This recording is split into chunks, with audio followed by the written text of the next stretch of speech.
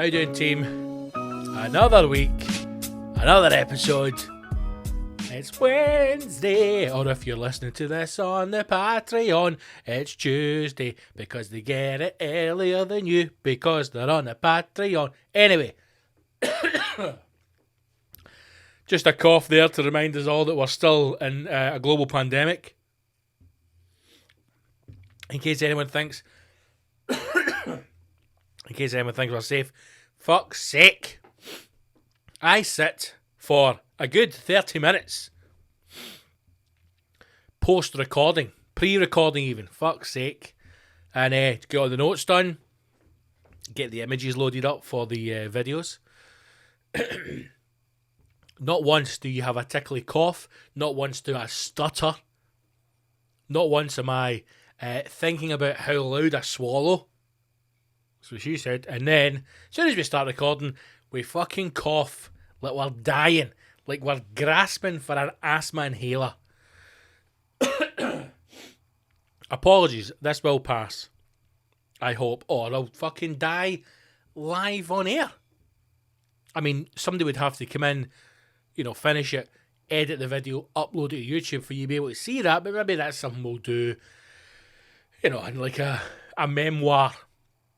10-year anniversary of your death, they'll upload the YouTube video of me just dying live on air. What an odd start. Anyway, how are you? How have you been? Are you well? Are you safe? Are you quarantined? Have you returned from a death island in Greece? Well, you shouldn't have been on holiday in the first place. You fucking dick.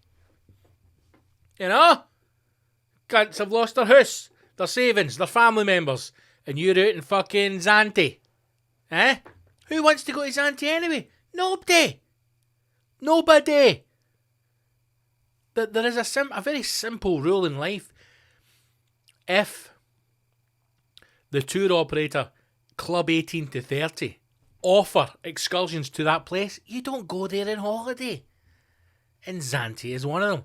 I imagine the Greeks, who have been through enough themselves, let's not forget, are probably seeing a bunch of tourists that they never even knew existed. They're used to people turning up, sleeping on a mattress on the floor, buying microwave hamburgers from the foyer, asking if they do vodka Red Bulls, shots.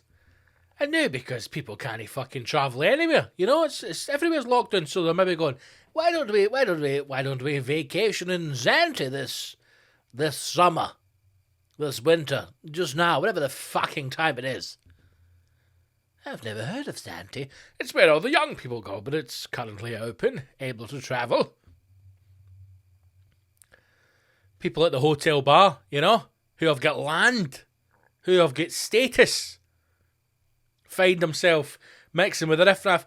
They're out of place, but they enjoy it because they see it as a laugh. And the staff are panicking. Do you have a bottle of the 1832 Chateau? What the fuck? I can do Sex on the Beach, a Blue Zombie, or a Tequila Slammer. Marjorie, Tequila Slammer, 4 Tequila Slammers. And then people are coming back, trapped, 2 weeks quarantined. Who's actually paying attention? You should, right? Still a global pandemic. People are still dying. But who's watching them? My dog groomer. The wee man's walking about like a yeti. Desperate for his haircut, The dog groomer, his Auntie Kerry, man. Went out to Portugal. Now she's locked down in the house for 2 weeks. I've had to hide scissors in the house in case the wee man takes a pair of scissors to his cell. One news story that I need to start with, because when I saw it, I almost fell with joy. But for the wrong reasons. I know we're trying to be all positive vibes in the world, but it's the Djokovic balls to the throat gate. Ballgate, throat gate, smash gate, umpire gate, whatever you want to call it. Stick a gate in the end, it becomes headline news. Djokovic disqualified for rattling his ball off the throat of an umpire. Now, hearing that alone would shock you, and you'd be right to be shocked. It came up on the phone, Sky Sports, breaking news. I went, here we go, please be a signing. Djokovic has been disqualified. I thought, he's got the Rona. You know, he's been jagging his arse. He's tested positive for the roids. They've taken him in. He's served a ball, served an ace, 200 kilometres an hour. It's stuck in the wall at the back. Hawkeye is blown up because it can't track a ball that fast. They've taken him into the dressing rooms. They've dropped his drawers and he's got a pin cushion for an arse. He's on the roids, disqualified. Not the case. Not the case. Because what's happened is, Mr. Djokovic has rattled his boys off the throat. Off the throat. You shouldn't laugh, but at the same time, you should laugh. Because you know why? It's fucking funny. That's why. Let's clear that up now as well. You can laugh at people's physical misfortune and still feel sorry for them. Do I feel sorry for the woman? No, I don't. But we'll get on to that in a minute. Is it funny she got rattled in the throat with a bollock? No, a bollock. A ball. Yes, it is funny. She also went down as if she'd been shot 14 times. Which in the current climate is not the best thing to be doing. To fake that kind of stuff. So, you may have seen this, you may not have seen it. If you haven't seen it, you've been living in a goddamn cave. Djokovic, who I don't particularly like, disqualified. Look at that poor woman. Look at her. Oh, in the name of God, I took it right into the throat. I took it right to the throat. Long story short, Djokovic in the US Open has hit a ball. And it is... The umpire has taken it. Is she a linesman? A lineswoman? A lineslady? A linesperson? A linesman? The linesman, who happens to be a woman, has taken the ball right in the kiss, right in the throat, right in the gullet. And no, she goes down, hey, when there's blame, there's a claim. And she is doing everything that she can to make sure this woman gets some fucking combo out of this. Now, this image is a still of the video, right? I don't have the video to play. I probably should have got it, but I can't now. You can see the ball circled in red, and it is flying towards her throat. Flying towards the woman's throat. She's standing there, hands behind the back, legs shoulder width apart. Perfect. Let's just say that as well. You know, give her credit. Absolute textbook linesman stance there. From the good lady. Textbook. You can't take that away from her, you know.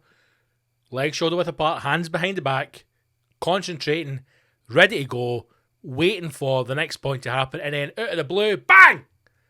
Ball in the throat. She's not expecting it. She's not expecting it. Now, here's where it gets interesting, right? Here's where it gets interesting.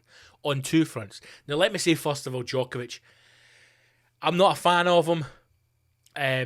For me, and this might split the camp, and some of you may think, big man, you're talking through a hole in your ass. This is the world that we live in, and the world is beautiful because you can have different opinions to people, right? We need to get back to the point where you can have a completely opposite view, a different opinion from someone, but still have a conversation and still continue to be friends or continue the conversation on. We have come too far of the other side of that, where if you say one thing and someone else disagrees with you, how dare you? And they're off and you're blocked. They don't want anything to do with you anymore. You're branded as, it's this bastard, the man. We need to get back to being able to speak. This is why social media is the most damaging thing that's ever happened to the human race. Oh, maybe right, overpopulation, deforestation, the introduction of the orange Kit Kat because it killed the orangutans. But what I'm saying is social media is the most damaging thing to people because it allows you to collate a little group of like-minded fuck nuggets who just go, oh, that's terrible, Sandra, but it's happened to you in the Waynes. So it is.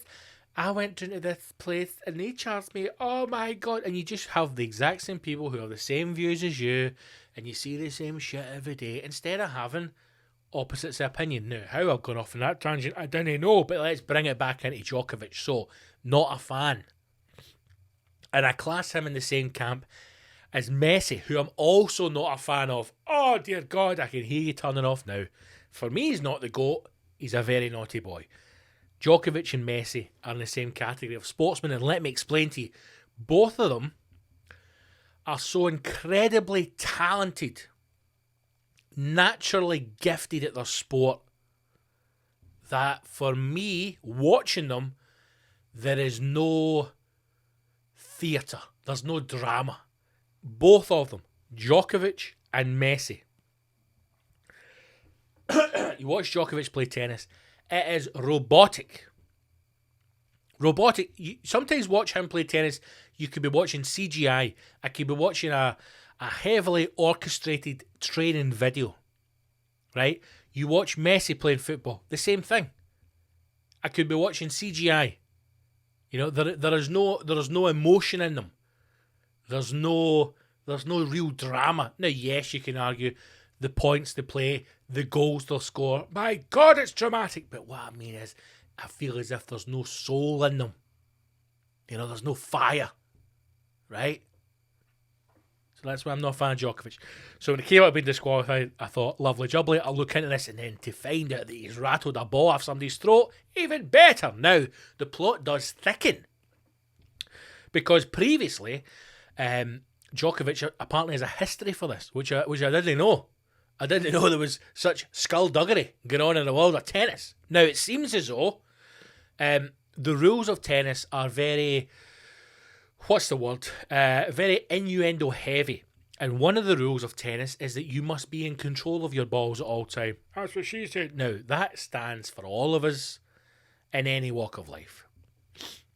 You must be in control of your balls at all time. And a professional tennis player of Djokovic's standing cannot, for example, just hit the ball willy-nilly. So, he couldn't turn around, smash it into the crowd. He couldn't just smash it off the side court. He has to be looking where he's placing the ball and be in control of the ball at all times. Now, Djokovic apparently has done this in the past quite a lot, where he will play shots by it. You may have seen it when tennis players will call for like 3 balls and they find a ball they like and they stick one up beside their shots and then they throw one back. You will notice that they almost drop it along the floor, right? Drop the ball, knock along the floor. We've also seen the very famous video of the young ball boy collecting the ball and then running smack head first into the fucking ball. There is, and I've said this before, there is nothing funnier than physical pain. Not physical pain as in, you know, like somebody, oh, did you see that video of the guy get his arm cut off? What a laugh. Not that. You've been framed style. Physical. But if somebody can, I've said it before, man, I don't care how good you are. You know, even for me, Billy Connolly, the greatest it's ever been. Richard Pryor, one of the greatest there's ever been. Any one of those men's routines will not move you to tears as much as someone walking into a shop window, smacking their face off something. It just won't, you know. And that young boy running headfirst into those advertising boards was absolutely spectacular. So, get back to the point with Djokovic. Stop graphing tangents. They have to knock the ball if they're giving it to a ball boy or if they're giving the ball back and they're not going to use it. They still have to look and be in control of it. So apparently Djokovic has a history of just smashing his balls willy-nilly. Now, he was questioned about this in a press conference in a previous tournament. Again, when you start to see all this stuff, you go, tennis is quite exciting. Not exciting enough that you would actually watch it outside of Wimbledon. And again, you only watch Wimbledon because there's no football on. So, you know, and as the MLS gets better, Wimbledon can go take a fuck to itself. But he was, this was brought up in a press conference, he was asked about it, if he thought that he was endangering people or if he felt as if he was going to be suspended or disqualified for it. And famously the video ends with him going, you know, well, let's see what happens or whatever. And then fast forward to the next tournament, and you're fucking disqualified, yeah, dick. Now, the plot thickens even further when an image apparently appeared of the woman who... I'm so sorry about my throat today. The woman who is the linesman who's been hit in the throat. Look at her. That is a proper Karen moment, right? That to me says not only is there fuck all wrong with her, but she knows herself that she is completely at it. Now, if you watch the video, and you'll get it on Twitter, when the ball hits her, she makes a sound.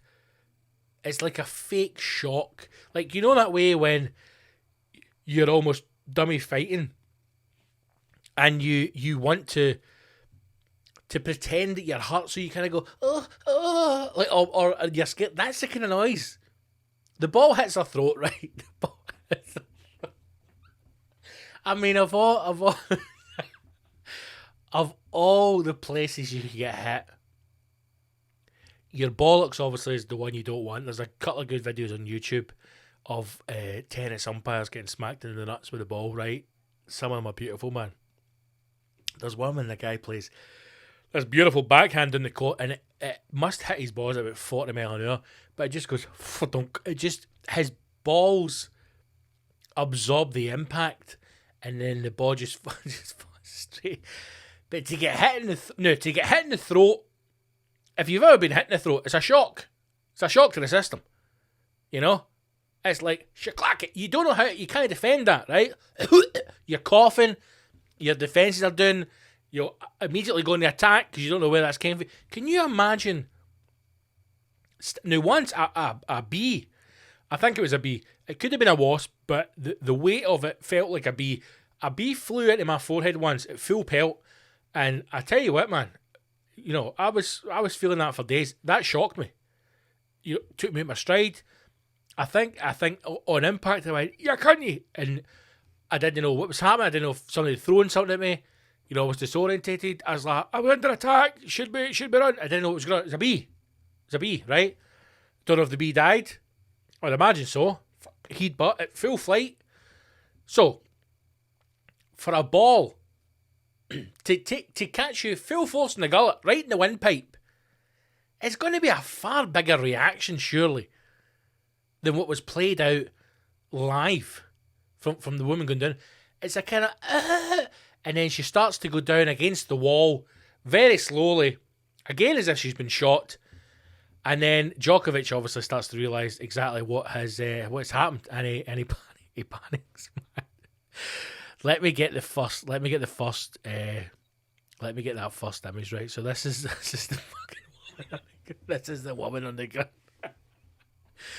Got her mask on, social distance. I would also draw your attention to the large double knot on those trainers. Now, I don't know if she is handicapped, but that's quite a big loop on there. So I don't know who's tied those shoes for her, but again, you can see in the throat, she is, she is not happy at all. But that is her going down as it first hits her. A kind of motion of, oh no, my throat. Being helped to her feet. Again, you can see her actioning as if, I'm okay. Djokovic just get the hand around the neck as if, listen, you fucking cow. If you cost me this game, I'm going to come back out of that office and I'm going to go absolutely fucking mental. Now, she knows for a fact. I think everybody must know that she's fine. If you get hit in the throat with a ball and it is as bad as she may do it, you would probably vomit. You know, or you'd be spitting up, or at least your eyes be watering. Absolute steely look. And this is the next image that I will show you that for me completely demonstrates that she is at the bam up, and it is this one. Look at the look. Look at that look she gives him. That look to me says, you're fucked, son. Either you're fucked financially, as in there's a fucking claim getting in here, Djokovic, or you're getting punted out this game. Now, the plot itself, or this storyline, thickens even further when we actually find out that the woman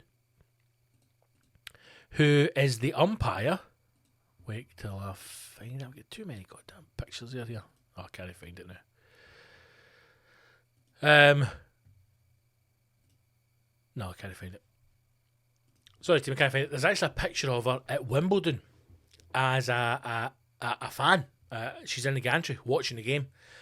And Federer is playing Djokovic, and Federer is winning. And the image is of her giving Djokovic the finger, right? Now, obviously, she would say he's 1 point away, but she's like, fuck you, Djokovic. So if that is the same woman, one, what are the chances that somebody is able to find a picture of her in Wimbledon giving him the finger? What are the chances that that has happened? And then how much is her hated? No, I just don't like the guy because I don't particularly enjoy his tennis. I'm not going to then train to become a linesman, work my way up through the ranks till I get to be involved in the umpiring team for an international tournament, to then hope that I'm in a position where I can take a stray ball in the throat, then to go, fuck you, cunt, you're disqualified. I mean, if that is the same woman, you have got to admire her dedication to the cause, to train, to put herself through that, and then be in a position to go, as soon as this, yeah, do you think she's in, like, the umpire rooms, just smoking a massive fag, huge heat on it. Somehow the ash is defying gravity. She looks like that type of woman.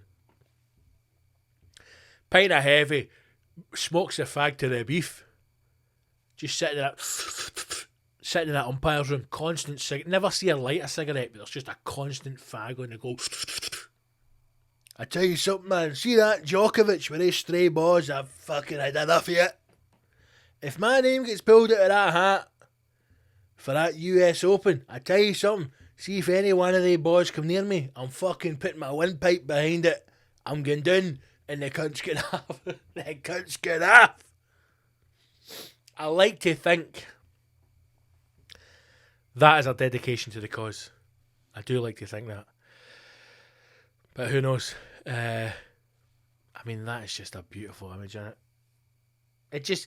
It sums her up. Opportunistic, I suppose, in a way, to go down heavy. And Djokovic is just like, I've fucking blown it. I've fucking blown it. Would it not have been better if she'd taken that to the throat and just never flinched, never even moved? Never even moved. Never made a sound. Professional tennis player, bang. Right off the throat, right off the windpipe, don't even move. And then when he comes over to apologise, as he would do, because he's a soft sack of shit, you just lean in and go, I'll fucking see you in the dressing room. That would have been a much better way to have dealt with it than to have just gone down like a sack of spuds with your perfect sneakers. I wonder if the umpires get like brand new kicks. I wonder if they all get a new pair of trainers. You've never seen an umpire with a pair of dirty trainers, have you? At Wimbledon or a ball boy or anything. I wonder if they all get a new pair of trainers. Take up the road. Who knows? Who knows? But I imagine Djokovic will be back. I don't think he will be too deterred. Possibly he will keep his balls in check from now on, and maybe we will see this umpire, this Karen, whatever her name is. She's no a Sandra. She's too much of a cow to be a Sandra. A Sandra's a bit, a difficult lassie, but she's got a heart of gold. This woman, she looks like a Karen. You know, I'm going to say it. It's the short hair. It's the lesbian buzz cut. Makes her look a bit rough. That's what I'm saying. You know, I'm sure she'll be back either with a throat guard or a solid neck. She's maybe going to go away, cut a couple of tins of paint and let a belt round the neck and do some neck workouts, so that if she comes back and Djokovic tries it again, just ding, it'll just bounce off her throat. Who knows? Lesson to learn for this, kids: always be in control of your balls. Always. Right, here's a question that I need to ask to the world. Obviously, with COVID and no gigs, I'm not travelling. I'm not travelling at all. I've not really left Edinburgh other than to go and see the mother bear, the parental unit. So I suppose I'm looking out to where you are, where you live, for you to either confirm or deny the issues that I'm having here in Old Reekie. When I suppose when is the question. When did all the junkies start getting electric scooters? When did I must have missed that memo. I must have missed the update from Nicola Sturgeon. I'll be honest, I stopped watching the daily briefs maybe after about 2 weeks. I was like, this is just too boring and it's getting me down. Now, I may have missed the briefing where the jazz hand sign language person was working overtime and said every junkie in Scotland is now going to get an electric scooter. I may have missed that bit. No, I don't mean electric scooter as in, like a Vespa. I mean like a kid's scooter, And also, when did that change? There was a time when adults, grown people, men and women, were on scooters. And the majority of us went, what the fuck are you doing? That's for a child. No, it's an adult scooter. That is a child scooter. No, it looks the same as a child scooter, but it's actually got a longer base plate on it for adult-sized feet, and this is an adult-sized scooter. It's a fucking wind scooter. Now, when did we go from that to suddenly it being cool and hip and trendy of a scooter? Is it because it's electric? Is it because you plug it in? I don't know. I'm asking you. Is it suddenly cool and hip and trendy if you've got an electric scooter? And then also, when did all the junkies get one? Every fucking junkie in Leith, if not all of Edinburgh, is kicking about in an electric scooter. We went out for an afternoon tea at the weekend aboard a double-decker bus because afternoon tea is not hipster enough unless it's on a fucking bus. It was gifted to us by someone who couldn't make it, and we went along, and as I was about to go over North Bridge, no North Bridge, just before North Bridge, some fucking junkie, proper junkie as well, face tattoo, shaved head, fake Canada Goose jacket, built like a butcher's pencil, came fucking hooring round the corner, in behind a motor, in traffic, on an electric scooter. Now, the cunt took the corner at about a 45-degree angle. I couldn't believe it. It almost leaned in to the people standing waiting to cross the road. I'm going, what is going on with all these junkies? Now, I know they're busy people, we junkies, They'll have times when they crash, they recharge themselves along with their electric scooters. During the day, they got a lot going on, friends to meet up with, check in on. As much as I take the piss, the wee junkie community is probably far better at looking after each other than fucking we are with our normal pals. I guarantee you a wee junkie will check in on his junkie pal far more than you'll check in on your pal. I'm just making sure you're alright, Davey. I'm alright, Peter, thanks, mate. Is that you got the scooter? Fully charged, big man, 3 bars. I'm going to zoom up North Bridge and into taxi lanes. Who am I to deny the junkies of Edinburgh a bit of joy in their life? And maybe it's quite a convenient way to get around, it's a busy city. It's very traffic heavy. There's a lot of roadworks now. The trams apparently are extending further for no reason. No one knows why. Maybe a wee electric scooter is the way to get about. I just think I would look ridiculous on it. I think if you have anything over a 30-inch waist, you probably shouldn't be in an electric scooter. I think they are either for children or very thin hipsters. That's what I think an electric scooter is for. Now, if I was to go on an electric scooter, first of all, I need to be the most powerful electric scooter is because it's shifting a lot of weight. We're talking about a quarter of a metric ton here, shifting a lot of weight. I mean, the collision alone, if I was to be on one of these scooters, 30, 35 mile an hour, and I was to hit somebody, I'll kill you. I'll kill you dead. I'll kill you dead, as opposed to some other type of killing. I tell you right now, if I hit somebody on an electric scooter at 30 mile an hour, they'd be dead. None of this, adverts going, if you hit a child at 35 miles an hour, or if you hit a child at 30 miles an hour, if you hit a child, if you hit a child at 30 miles an hour, there's a 50% chance they'll live.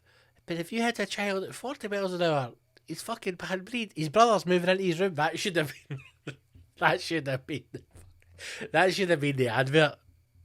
That was all. Listen, if any had brothers or sisters when you're growing up, you always wanted the big room, you know. That should have been the advert. Just some wee kid in a pub going, "Can I buy you a pint, mister? Listen, see if I buy you a pint, can I show you a photograph? That's my brother. He comes home for the boys' brigade every night at 8:30. If you could mount the curb and flatten the bastard, I'd love his room. Thanks very much." Now, if anybody has lost family to hit and run, hey, I apologise. It wasn't me. I'm just saying that's what the advert should have been. But I'm telling you right now, if I was on an electric scooter and somebody steps out at a crossing or just comes out without looking, listening to a podcast, maybe this podcast, you know, look, if I hit one of you and killed you, you know, listen to my podcast, imagine the irony in that. Imagine you're listening to this very episode going, if I hit somebody at 30 quid going, oh, the big man's got an idea, and then you look up, bang, I go right on the top of you. Deed. No, I'd miss you. You know? I'd mourn you. If you're a Patreon, I'd be devastated. But I do think if I hit somebody on an electric scooter 30 mile an hour, I'd kill you. Easy. Not that I'm going to go out and try it. Imagine downhill with a wind behind me. Fucking hell, man. Fuck me. I'd break the speed barrier, you know? I remember once, and we're going to go off on a big tangent here, but I was in Andorra snowboarding. Best ski/snowboard holiday I've ever been on, probably will ever be on. It was incredible. Good group of friends. The snow was unbelievable. Andorra is an amazing place. And we were in Pas de la Cas. And the neighbouring mountain region, I think it was called Sol du. It's a great place for skiing or snowboarding because you basically get one lift pass and it connects you to all the different valleys, right? So anyway, turned up. I remember we got there. We had to fly into Toulouse Airport, which was, again, cements my knowledge of the French being complete arseholes. Got on a bus, and then we drove on the bus up the mountains to Andorra. Now, Andorra is between France and Spain. And it's the perfect mix of people, of person, the Andorrais, the Andorians, the Andalese. Because they've got that Spanish relaxed vibe about life, you know, like fucking, you alright, mate, you know, maybe 10 o'clock, hey, you know, I need a nap, man. They've got that feel about them, but the love of the French food and the a little bit of the French arrogance, but you know, in a way that's palatable. So it's a wonderful mix of people in a wonderful place because the food's incredible, the scenery's incredible, and the snow was amazing. But anyway, so when we arrived and we drove up, there was no snow. I remember that. I remember driving up to the hotel and no snow being outside the hotel and thinking, we have fucked this up. We've picked the wrong time to come. We should have came earlier. We've came a bit later in the season. We fucked it. Literally went to bed, woke up the next morning in the front. I remember coming down to the reception because it was just it was like a way to describe it, like apartments, right? So we were trying to find somewhere an apart hotel, I think you would call it. So we were trying to find somewhere to go for breakfast. And I remember just out the corner of my eye seeing like kind of bright light and not thinking anything of it, and then spoke to people at the desk. And went to walk outside to get some fresh air. I mean, I love the cold, right? Absolutely love the cold. If I could live all year round with sunshine and freezing cold, it's the greatest weather in the world. And the light was, the snow had covered the foyer at the end, and they were almost digging the front door out. The snow was unbelievable for the week we were there. So as we started to explore and find more of the valley, we found this bit that kind of had like a speed trap. So it was just a perfectly smooth bit of snow that had been, they brought the Explorer down. It was perfectly flat, and they had a speed gate at either end. And pretty much the case was, you come down, enter the speed gate, hit the board flat, and then you just gun it for what felt like an eternity. And then you get a wee speed gun at the end. And everybody was going down. And obviously I've always been a big guy, right? I've always been heavy. I've always been, stocky. And my friends at the time were, either snowboarder types, like long, tall, thin skateboarders, or kind of, smaller people. And they were going down and they were hitting some speed, man, right? They were hitting some speed. And then your old dad went, and I'll never forget it in my life, man. I thought I was going to teleport. I was going so fast. I thought I was actually going to break through the like a black hole and either travel into the future or travel into the past. At one point, I thought two things. I thought, if I catch an edge here, which is technical snowboarder term for clipping the edges of your board and eating a bag of shit. I thought, if I clip an edge here, I'm dead. I'll break my neck. I'll at least break a bone in my body. So there was a fear. And I was going so fast at about the halfway point. I honestly did think I'm going to like fucking, I'm going to get to the bottom and like everybody will have like aged 20 years or something. I've jumped into the future. It was such but I was going so fast because I must have been about 19, 20 stone, whereas the rest of them are like 10, 11 stone. And I was going so fast that my goggles, which are completely sealed, were these Adidas goggles that I got, right, because I thought it was pure fancy and trendy. And I was going so fast, the wind was penetrating through the glass. And it was whistling. It sounded like, like a camping kettle. One of those kettles that, it sounded like that. Like an old-fashioned kettle boiling. This whistling sound passing through my goggles because I was fucking going so fast. And when I got to the bottom, man, my heart was racing. I don't know how fast it went, maybe like 200 miles an hour or something like that, but I remember them saying all we could hear from just before halfway to the bottom was this intense whistling sound. And they thought it was me screaming. I was like, that was my goggles. That was my goggles.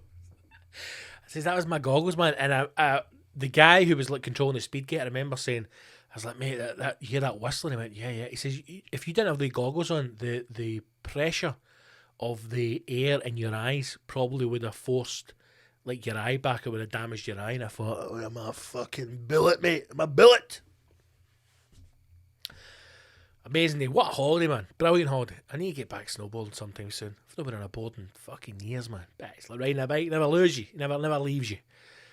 But yes, the junkies seem to be out on force in the old electric scooters. So if you see any in your area, then please do get in touch. I cannot think this has just been held back for the Edinburgh junkies. I imagine the junkie news word has travelled. I don't know where they've got it for. I don't know if it is a government initiative. It wouldn't surprise me now, some of the things the government do. Or maybe once Aldi or Lidl had a sale on these electric scooters and word just travelled, and they all went mad. We can sell twice as much gear, twice as fast if we all had electric scooters. Where do they charge them, man? Where do they charge these things? Who knows? But let me know. Have you seen junkies on electric scooters? Or is it still classic foot? The old foot soldier junkies? Let me know. Right, I've got a question here from a Patreon, a legend, Glen. Glen has asked, following on from the barbecue carbonara chat, which was on last week's Patreon-only episode. So if you haven't listened to that, then get on the Patreon and check out that episode. And Glen has asked, following on from the barbecue carbonara chat, which fusion food would you come up with in the Gibbo kitchen? Now, quick breakdown if you didn't listen to the Patreon or you're not on the Patreon, I should say just now, you should join up every single Friday. Brand new episode goes out to the Patreonies. So sign up, patreon.com/Big Scott Gibson. Go to the website, scottgibsoncomedy.co.uk, and sign up through there. Do it. Great way to support the show. Great way to support me. You will get an extra episode every single week, as well as access to a whole load of goodies when they come out, when they drop. But the barbecue chat was about the Chef's Table barbecue special thing that's on Netflix. And I was talking a little bit about that. So, fusion stuff in the kitchen, man. Nothing's really jumping out at me at the top of my head. Anything that I've kind of created that's a bit mental. I suppose my missus, my wonderful missus, is a vegetarian or a pesky. She's just started eating some fish again. And so I've always been meat and potatoes or meat and meat. So I've tried to learn some more veggie stuff and veggie stuff that's kind of filling. Because I find a lot when I eat some vegetarian meals, I just don't feel full. Now, that is not because I'm not full. That is just because my brain has been conditioned over 36 years to basically register, if you don't eat meat, you have not eaten a meal. That's basically how I think. And I know it's wrong. And I know that I have to get that out of my head. But that's me just being honest.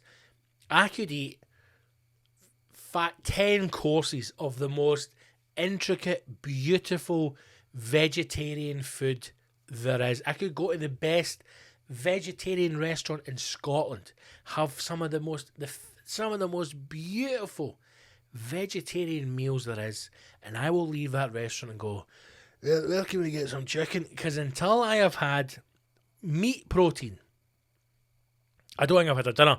So I'm trying to get a bit better at cooking different things. Now, things are good to cook for veggies. I'll be honest, a lot of the corn stuff has been very surprising. Again, as technology and science improves, because these things are not natural, it's the work of the devil, this stuff's getting better and better. We have got we got a burger a couple of weeks ago, and it was like a kind of plant-based thing, and I'm going to be honest with you, it was nice. It is not a beef burger. It tastes nothing like beef. Any of these things that claim to taste like the thing it's trying to be, it's not even, is it like 10% wrong, it's 1,000,000% wrong. It does not taste like a beef burger. It does not have the texture of a burger. It tastes nothing like a burger. But as a vegetarian burger or a plant-based burger, you know, if that's what you want to call it, it still tastes alright, but do not think for a minute it's going to taste anything like the real thing, because it doesn't, right? That's not to say it doesn't taste bad. It just doesn't. It's different, completely different. So some of the plant-based stuff is a lot better. I think some of the kind of plant-based chicken stuff is getting better. Most of it is the texture.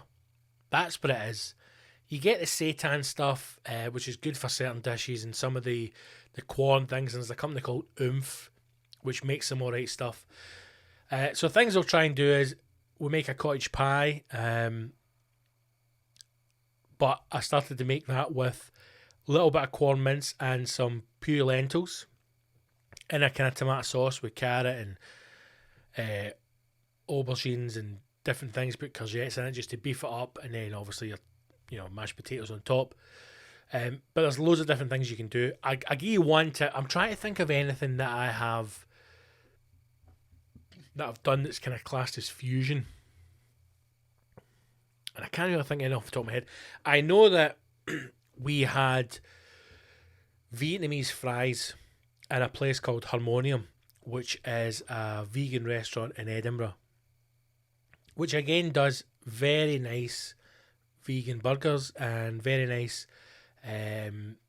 pasta dishes that are vegan. Again, trying to be a substitute, taste nothing like the meat original, but as stand-up dish on their own, they're really nice.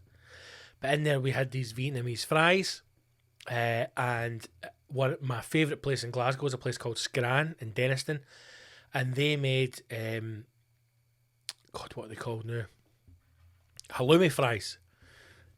So we basically took the best of both worlds, took these Vietnamese fries and we took the halloumi that make in Scran, stuck them together to make Vietnamese halloumi fries, and they're amazing. They're amazing. You get chips, right? Whatever chip you prefer. But if I'm honest, it needs to be the thin French fry, the McDonald's chip, right? Make them however you want to, whether you deep fry them, whether you do them in the oven, however it is you do it. Put them into a bowl. Important, they go into a bowl. Salt, pepper, garlic powder in the bowl with the fries. Then if you're doing the Vietnamese one, you want to put Chinese 5-spice in there. Maybe about 2 teaspoons worth, enough to coat all the fries. It really depends on how much you enjoy that flavour and how many chips you're making. And then kind of swish it around the bowl to make sure it's all coated. And then into that, you will divide them up, usually into serving bowls or a plate if you want. And then it's a case of adding different things in. So there'll be like spring onions, coriander, some cheese, and then you'll take your halloumi, cut it into blocks. You've obviously done this before. And you can put your halloumi into flour so it gets a bit of a crust on it as you kind of shallow fry it. And then you cube it up and you put the halloumi on top. And then it is a case of adding in the extra bits and pieces. So what you want to do first is hoisin sauce. Trust me. Hoisin sauce all over the top of the chips. Not drowning it, just a kind of nice drizzle or a swirl. And then sriracha hot sauce over the top of that. And then you put a handful of peanuts, unsalted peanuts, and a handful of crispy onions on top of it. With a little bit of coriander and a wee bit of spring onion. And that is your Vietnamese halloumi fries, and that is one of the finest things you will ever put in your mouth. Trust me. And here's another wee tip, right, that I started doing recently as well. If you make wraps or fajitas or a burrito or anything at all that's got a kind of wrap, if you want to add an extra layer of flavour and you want to take your tortillas, you want to take your burrito, you want to take your fajita to the next level, take the wrap, take the tortilla, don't warm it in the microwave like it says, or don't warm it in the oven like it says. If you have an electric hob or you have a gas hob, turn it on high if it's electric, medium heat if it's a gas, and simply place the wrap, the tortilla, over the top of the heat source. So over the top of the flame or over the electric ring. Alright, just place it on it and then just turn it over every 10-15 seconds. If it's an electric hob, you'll see it start to puff up. Turn it over, you'll also see it smoke. And don't worry, it's not going to damage your cooker, it'll just wipe clean. And if you keep doing that and get a kind of charred texture on the wrap, you don't want it burnt, you don't want it to the point it's crispy. Some bits will go black and it'll char them. When you have a burrito or a wrap or anything at all using that kind of charred tortilla, it will taste incredible. Incredibly. I'm telling you, try that. If you only try one thing, try that and make those Vietnamese fries. God, I wish I was having them from McDonald's, man. They're so good. Also, if you are in Glasgow, get to Scran. Follow them on Instagram, support them, get to Scran. They're in Denniston. It's a small shop. Their food is unbelievable. And if you are in Edinburgh, and listen, I know sometimes I take the piss out of vegans and, you know, hipsters and whatnot. I don't think you can turn away from a group, a food, you know, just because the word vegans maybe been pushed down your throat, or you've got opinions of vegans or veganism, whatever it is. Just think of it as another cuisine and give it a try. Don't go in there thinking this is going to taste like meat, because it's not. It tastes nothing like meat. And if that's in your head, you will be disappointed. But go to a vegan restaurant and try it. I've said it before, there'll be a number of dishes you've had that are vegan without even knowing about it. But check out Harmonium. They have just moved to a new, bigger space in Edinburgh as well. I think at the bottom of Brunswick Street. I'm not sure. But check them out. Harmonium. Get them on Instagram and get Scran as well. Go and check out these places. Absolutely amazing. Let's all just make Vietnamese fries at home, man. Send me your pictures. Tag me in them, man. Vietnamese and halloumi. Get me tagged.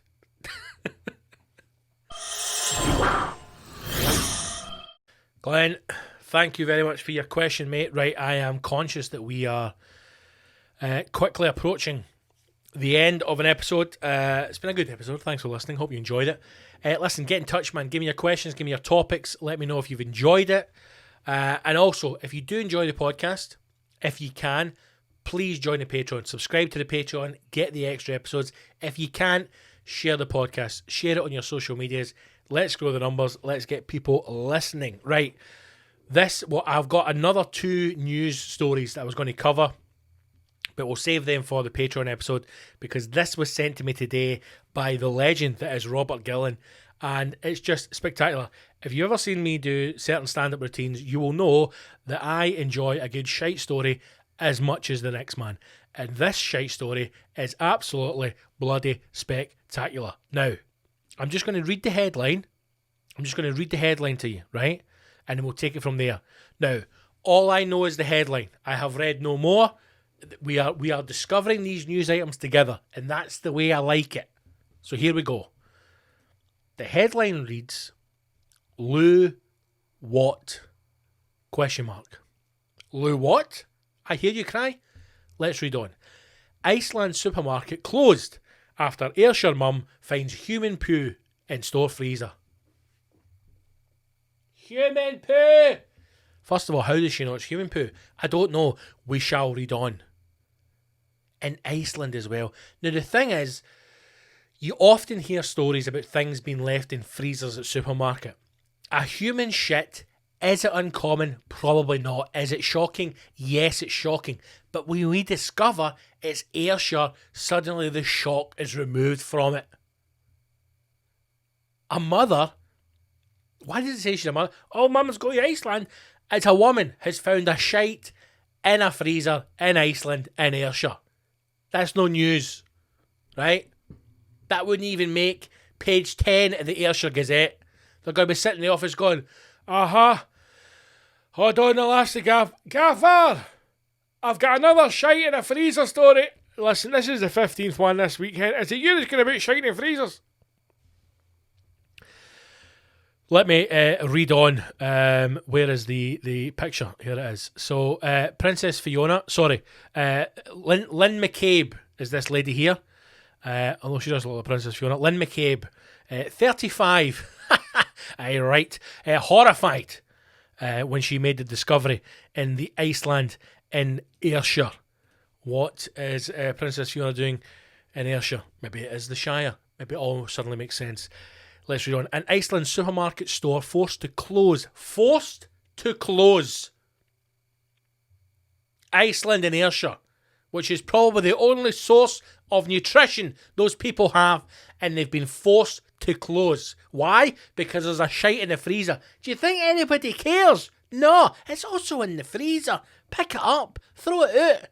If it was a shite in the fucking fresh produce, there'd be a panic. There'd also be more of a panic as to why there's fresh produce in a fucking Iceland in Ayrshire. Let's read on. An Iceland supermarket forced to close after an Ayrshire mum of four claims, right? So it's not proven yet. She claimed she found human poo in the store's freezer. Lynn McCabe, 35, was left horrified. 35-year-old woman with 4 kids for Ayrshire. She can't get more horrified than her fucking life than now. Horrified when her hand was smeared in poo after trying to reach for chicken nuggets in the freezer at Iceland Saltcoats. I mean, what? First of all, how... If a shite is inside a freezer, how can it smear? Surely it's solid. It's not like fucking gelato ice cream. You know, I imagine, even if we go back to the wee junkies, maybe he's left his scooter outside and he's going for a quick shite, even at the most junky runny of jobbies, surely when it hits the frozen temperatures of the chicken nugget freezer, instant ice cream. Instant jobby ice cream.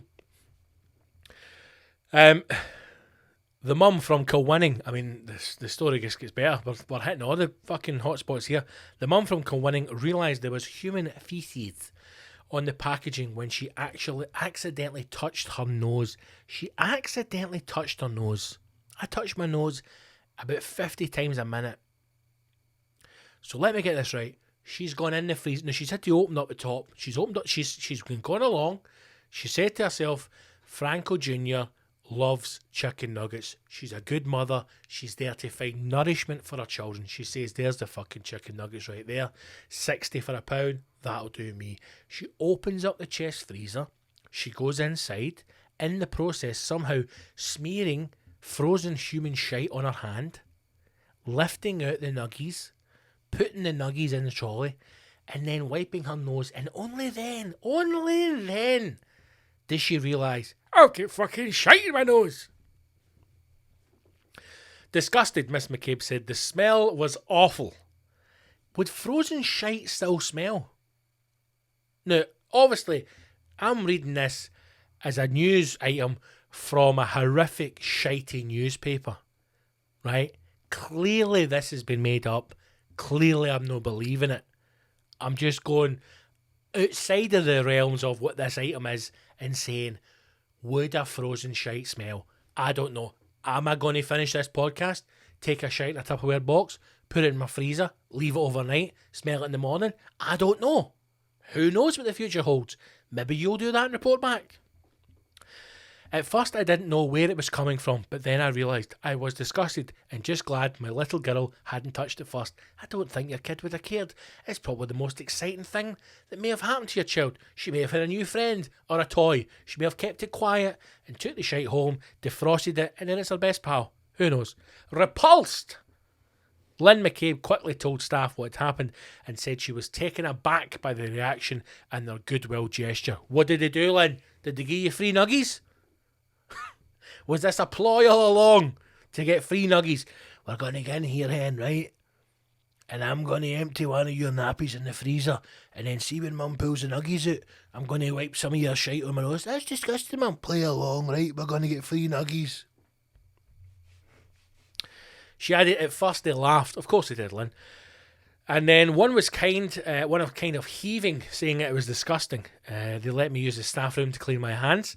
They did say sorry and gave me a box of Lindor chocolate balls as an apology. Oh my God. She's lucked out, man. She's won the fucking junkie lottery. She's gone in there, wiped her own shite on her face, and she's got a box of chocolate. This is going to set a precedent.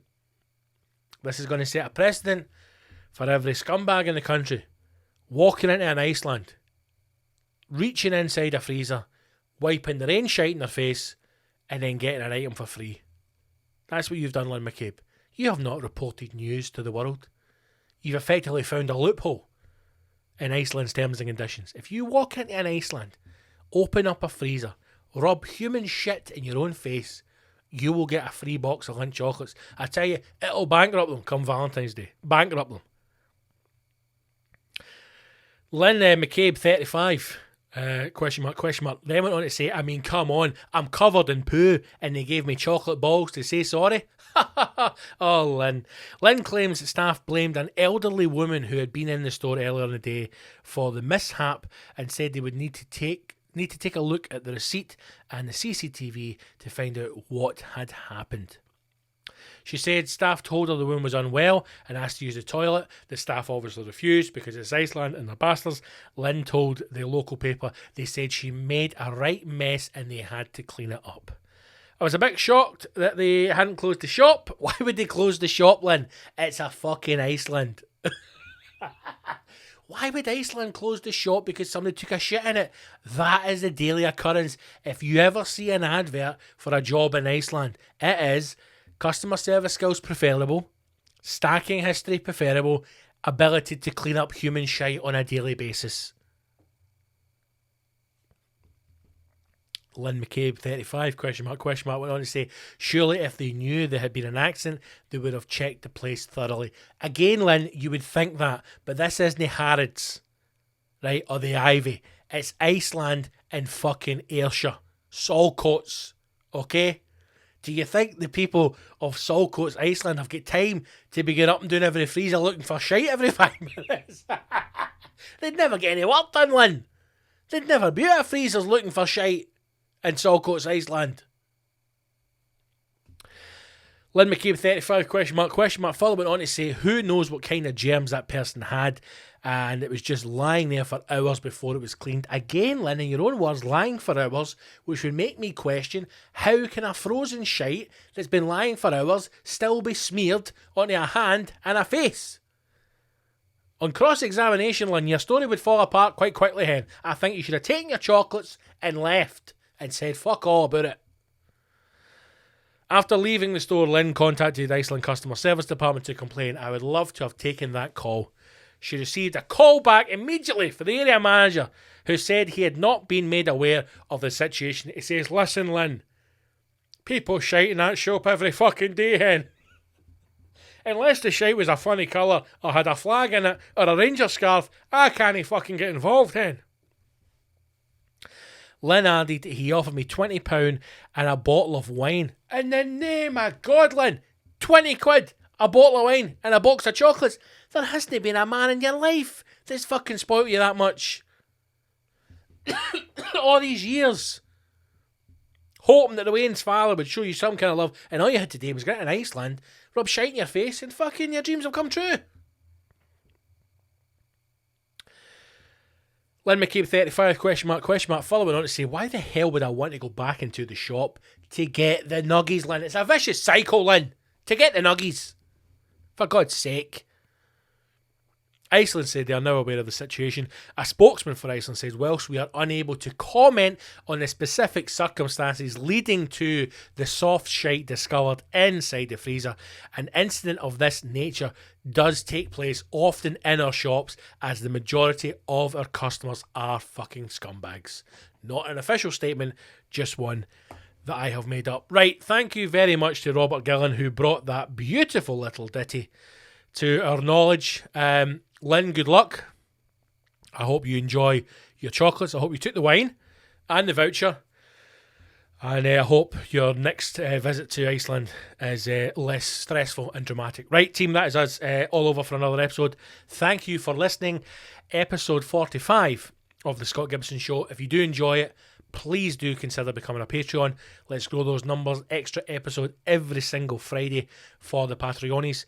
That is us. I will say this. I have got some gigs that are coming up that are going to be announced very soon. In fact, when this episode goes out on Wednesday, 2 of the gigs will already have been announced.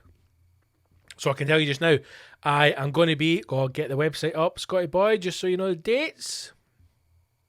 Where's the website? Here it's here, tour dates. I'll go to my website and just click tour dates.